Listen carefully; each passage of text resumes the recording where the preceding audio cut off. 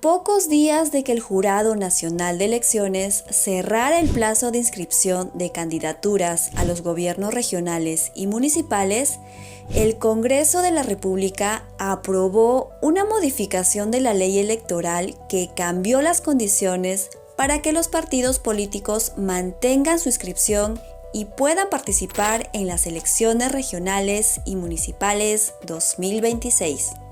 La Ley 32657, aprobada por el Pleno del Congreso el 12 de junio y exonerada de segunda votación, establece que un partido político mantendrá su inscripción siempre y cuando participe en las elecciones regionales, como mínimo en el 30% de las regiones.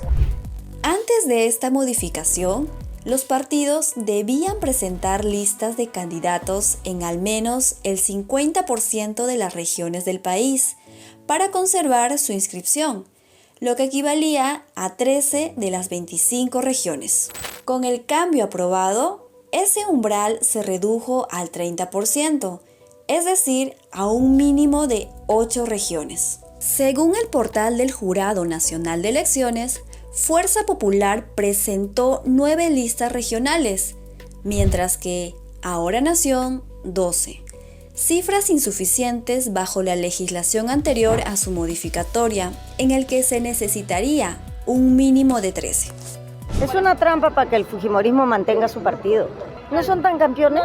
¿No han ganado las elecciones? Ya pongan candidatos. El Jurado Nacional de Elecciones lo que debería hacer es inaplicar esa ley.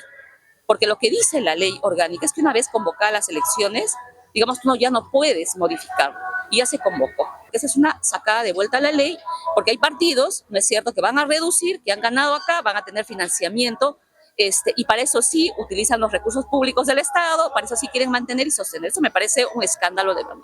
Mira, esa es una ley con nombre propio que beneficia solamente al fujimorismo, porque demuestra claramente que tienen repudio en el interior del país, que no tienen listas en el interior del país, han perdido en distintas regiones y no han podido formar listas para las regionales. Es nefasto que se siga cambiando la ley electoral. Y esta ley es totalmente ilegal e inconstitucional porque la ley electoral indica claramente que no se puede cambiar la ley dentro de un año. La intangibilidad de la norma. Particularmente como ciudadana también me siento indignada, incómoda, sin embargo, pues acá en el Parlamento se rigen en votos.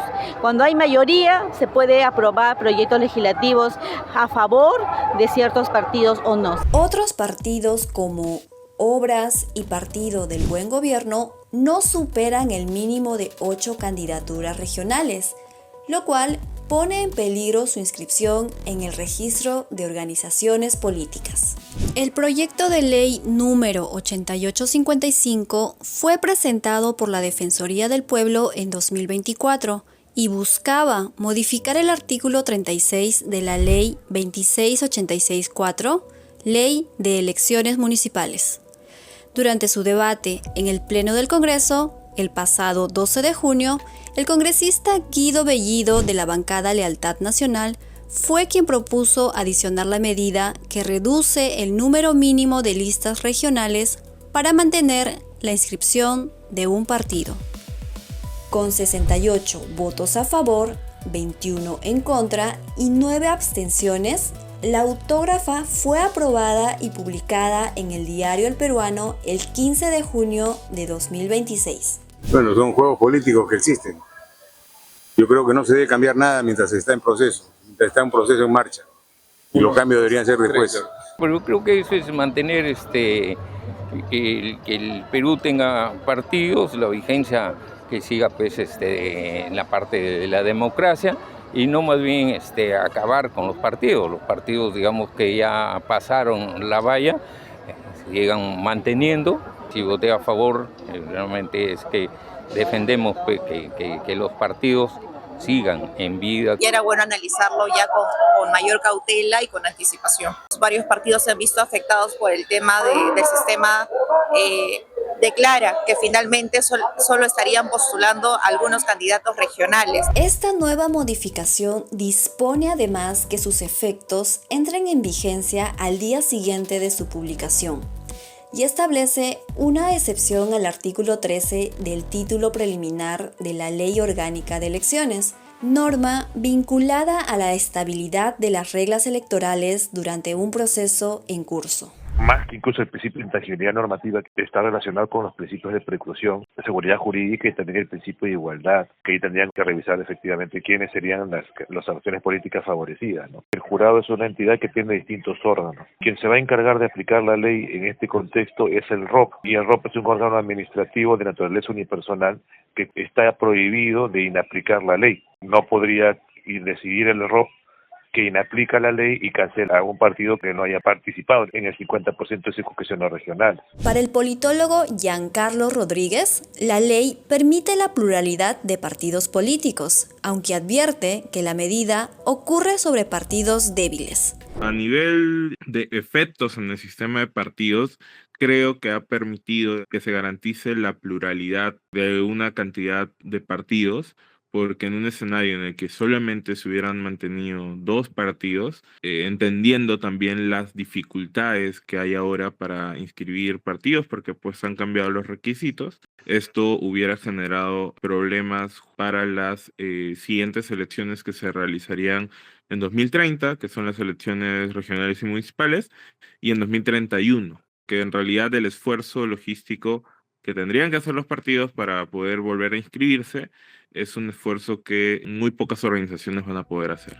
Este cambio también se relaciona con el financiamiento público directo. La normativa vigente deja abierta la interrogante sobre qué ocurre cuando un partido obtiene representación política, pero pierde su inscripción por no cumplir los requisitos mínimos de participación regional o municipal. Tú adquieres el derecho a obtener financiamiento público directo en función de las elecciones generales, no de las regionales y municipales. El condicionamiento del número de circunscripciones regionales y provinciales donde tienes que participar es una condición para conservar la inscripción. Que como la pérdida de la inscripción, yo pierdo el financiamiento, eso es un tema colateral, pero no es una consecuencia inmediata de la aplicación del 13, que es la que regula las causales de cancelación. Según Rodríguez, si los partidos del Buen Gobierno y Obras perdieran su inscripción, existiría un doble efecto en las fuerzas políticas que representarán el próximo Congreso bicameral. Y lo otro que también va a estar en deliberación del Senado y de la Cámara de Diputados es que si los partidos, estos 2 partidos, dejasen de existir, ¿en qué condición quedarían sus senadores y diputados electos? La decisión que tome el jurado va a impactar mucho tanto a nivel de esos partidos como a nivel también del Senado y de la Cámara de Diputados, porque puede precipitar también algunas complicaciones al momento de generar negociaciones entre bancadas. Es decir, tendríamos miembros de estos 2 partidos que al final no podrían armar bancadas. Y también hay beneficiarios. Todos los partidos que han logrado representación recibirían más ingresos del financiamiento porque todo el dinero que no entraría para Buen Gobierno y para Obras se redistribuye entre ellos, entre Fuerza Popular, entre JP, entre Ahora Nación. Mientras que el organismo evalúa los alcances de su aplicación en el proceso electoral vigente, aún se mantiene en discusión sus efectos en la inscripción de partidos políticos y su posible inconstitucionalidad.